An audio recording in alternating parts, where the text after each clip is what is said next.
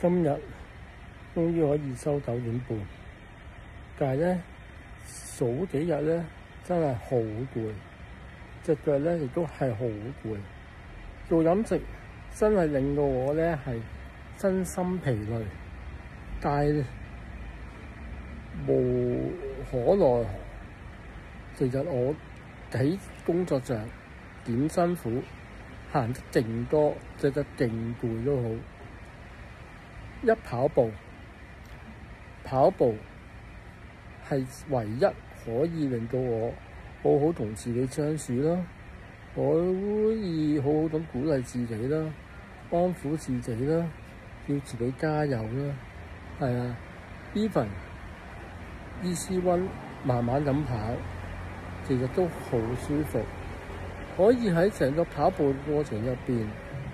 話俾自己知，乜嘢令到我喺工作上再辛苦再攰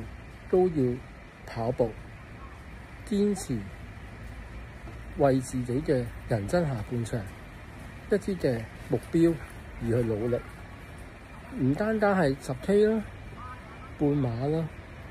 甚至乎我希望可以堅持到長跑長有，越跑越長嘅情況底下，希望可以直至跑到真正嘅馬拉松42.195為止。人生跑得一次半馬、一次全馬，對我上半場人生零運動嘅人嚟講係贏咗。唔好話跑半馬定全馬，能夠踏出家門收工之後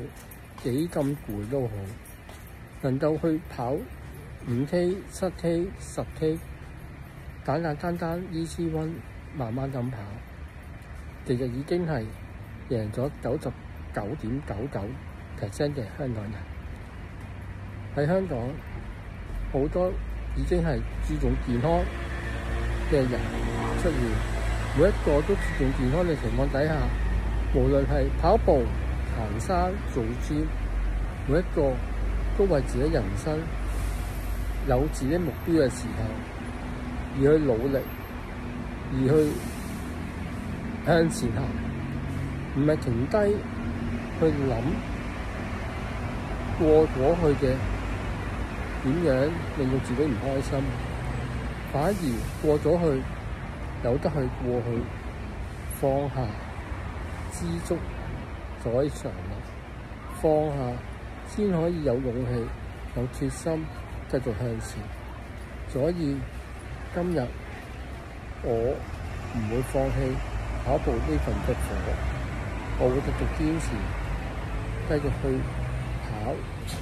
慢慢跑，一日一日咁樣去累積，一定會有成績，體能一定會有唔同。休息要充足，飲食要改變，生活嘅習慣都要唔同。希望可以令到自己嘅心身都可以健康，大家都要健康平安，晚安。